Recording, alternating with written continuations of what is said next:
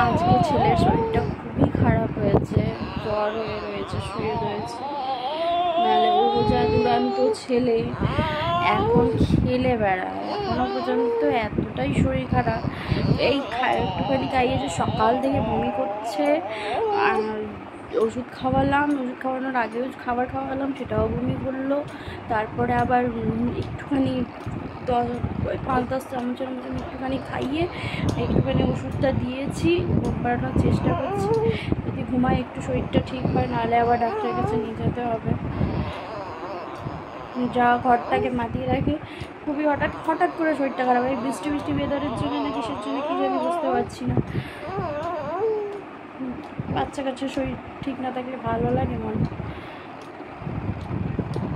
না বাবা, আমার না, শুনতে ঝিমিয়ে রয়েছে। না না না, ঠিক হয়ে যাবে। না শুনে না, ঠিক হবে। না